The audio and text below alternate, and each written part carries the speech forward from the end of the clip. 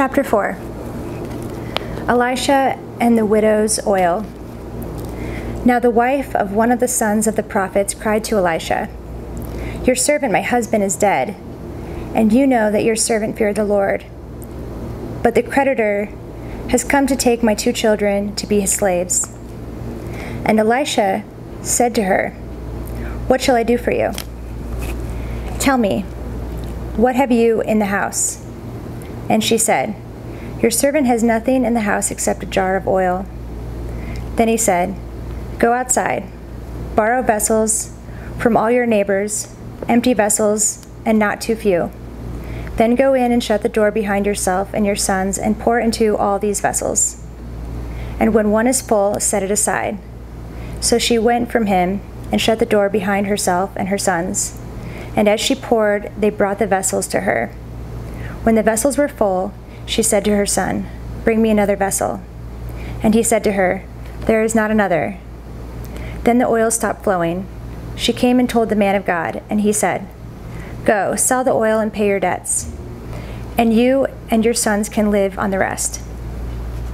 Elisha and the Shunammite woman. One day Elisha went on to Shunem, where a wealthy woman lived, who urged him to eat some food. So whenever he passed that way, he would turn in there to eat food. And she said to her husband, "Behold now, I know that this is a holy man of God who is continually passing our way. Let us make a small room on the roof with walls and put there for him a bed, a table, a chair, and a lamp, so that whenever he comes to us, he can go in there." One day he came there, and he turned into the chamber and rested there. And he said to Gehazi, his servant, "Call this Shunammite." When he had called her, she stood before him. And he said to him, "Say now to her, see that you have taken all this trouble for us. What is to be done for you? Would you have a word spoken on your behalf to the king or to the commander of the army?" She answered, "I dwell among my own people." And he said, "What then is there to be done for her?" Gehazi answered, "Well, she has no son, and her husband is old." He said, "Call her." And when he had called her, he stood in the doorway. And he said, "At this season, about this time next year, you shall embrace a son." And she said, "No, my lord, O man of God, do not lie to your servant." But the woman conceived, and she bore a son about that time the following spring, as Elisha had said to her. Elisha raises the Shunammite son. When the child had grown, he went out one day to his father among the reapers. And he said to his father, "Oh, my head, my head." The father said to his servant, "Carry him to his mother." And when he had lifted him and brought him to his mother, the child sat on her lap till noon, and then he died. And she went up and laid him on the bed of the man of God and shut the door behind him and went out. Then she called to her husband and said, "Send me one of the servants and one of the donkeys, that I may quickly go to the man of God and come back again." And he said, "Why will you go to him today? It is neither new moon nor Sabbath." She said, "All is well." Then she saddled the donkey, and she said to her servant, "Urge the animal on. Do not slacken the pace for me unless I tell you." So she set out and came to the man of God at Mount Carmel. When the man of God saw her coming, he said to Gehazi his servant, "Look, there is the Shunammite. Run at once to meet her and say to her, 'Is all well with you? Is all well with your husband? Is all well with the child?' And she answered, 'All is well.' And when she came to the mountain to the man of God, she caught hold of his feet, and Gehazi came to push her away. But the man of God said, 'Leave her alone, for she is in bitter distress, and the Lord has hidden it from me and has not told me.' Then she said, 'Did I ask my Lord for a son? Did I not say, do not deceive me?' He said to Gehazi, 'Tie up your garment and take my staff in your hand and go. If you meet anyone, do not greet him, and if anyone greets you, do not reply. And lay my staff on the face of the child.' Then the mother of the child said, 'As the Lord lives and as you yourself live, I will not leave you.' So he arose and followed her. Gehazi went on ahead and laid the staff on the face of the child, but there was no sound or sign of life. Therefore he returned to meet him and told him, "The child has not awakened." When Elisha came into the house, he saw the child lying dead on his bed. So he went in and shut the door behind the two of them and prayed to the Lord. Then he went up and lay on the child, putting his mouth on his mouth, his eyes on his eyes, and his hands on his hands. And as he stretched himself upon him, the flesh of the child became warm. Then he got up and walked once back and forth in the house, and went up and stretched himself upon him. The child sneezed 7 times, and the child opened his eyes. Then he summoned Gehazi and said, "Call this Shunammite." So he called her. And when she came to him, he said, "Pick up your son." She came and fell at his feet, bowing to the ground. Then she picked up her son and went out. Elisha purifies the deadly stew. And Elisha came again to Gilgal when there was a famine in the land. And as the sons of the prophets were sitting before him, he said to his servant, "Set on the large pot and boil stew for the sons of the prophets." One of them went out into the field to gather herbs and found a wild vine and gathered from it his lap full of wild gourds, and came and cut them up into the pot of stew, not knowing what they were. And they poured out some for the men to eat.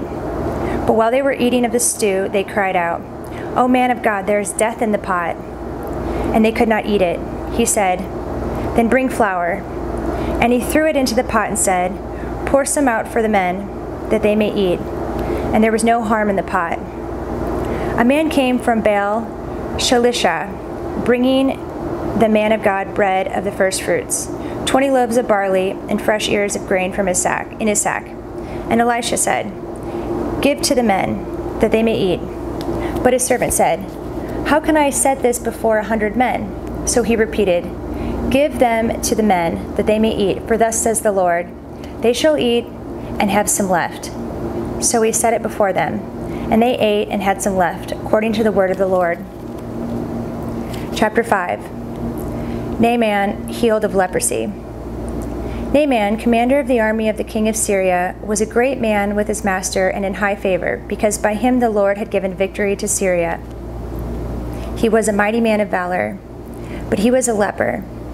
Now the Syrians, on one of their raids, had carried off a little girl from the land of Israel, and she worked in the service of Naaman's wife. She said to her mistress, "Would that my lord were with the prophet who is in Samaria. He would cure him of his leprosy."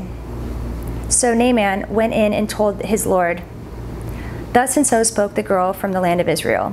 And the king of Syria said, "Go now, and I will send a letter to the king of Israel." So he went, taking with him 10 talents of silver, 6,000 shekels of gold, and 10 changes of clothing. And he brought the letter to the king of Israel, which read, "When this letter reaches you, know that I have sent to you Naaman, my servant, that you may cure him of his leprosy." And when the king of Israel read the letter, he tore his clothes and said, "Am I God, to kill and to make alive, that this man sends word to me to cure a man of his leprosy? Only consider and see how he is seeking a quarrel with me." But when Elisha, the man of God, heard that the king of Israel had torn his clothes, he sent to the king, saying, "Why have you torn your clothes?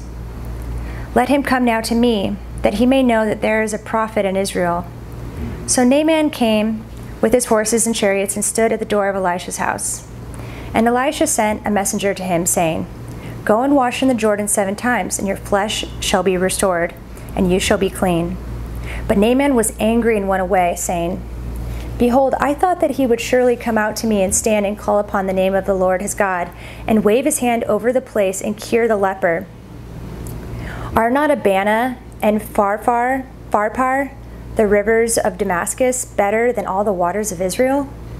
Could I not wash in them and be clean?" So he turned and went away in a rage. But his servants came near and said to him, "My father, it is a great word that the prophet has spoken to you.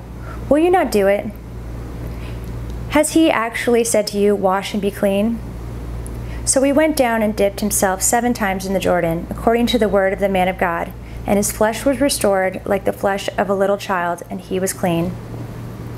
Gehazi's greed and punishment. Then he returned to the man of God, he and all his company, and he came and stood before him.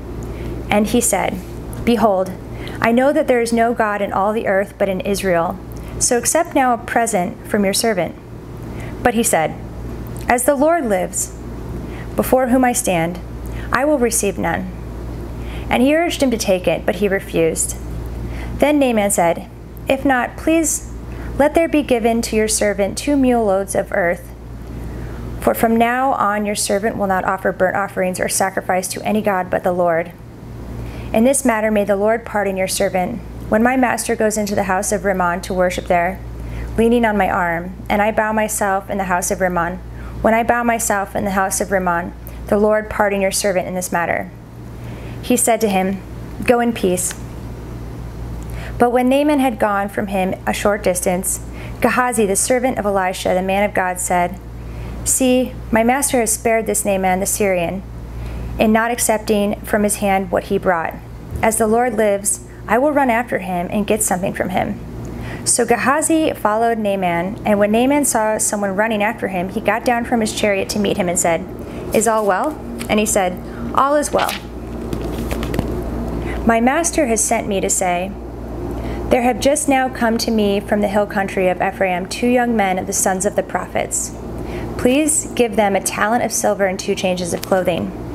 And Naaman said, Be pleased to accept 2 talents. And he urged him and tied up 2 talents of silver in 2 bags, with 2 changes of clothing, and laid them on 2 of his servants. And they carried them before Gehazi. And when he came to the hill, he took them from their hand and put them in the house. And he sent the men away. And they departed. He went in and stood before his master. And Elisha said to him, Where have you been, Gehazi? And he said, Your servant went nowhere. But he said to him, Did not my heart go when the man turned from his chariot to meet you? Was it a time to accept money and garments, olive orchards and vineyards, sheep and oxen, male servants and female servants? Therefore, the leprosy of Naaman shall cling to you and to your descendants forever. So he went out from his presence a leper, like snow.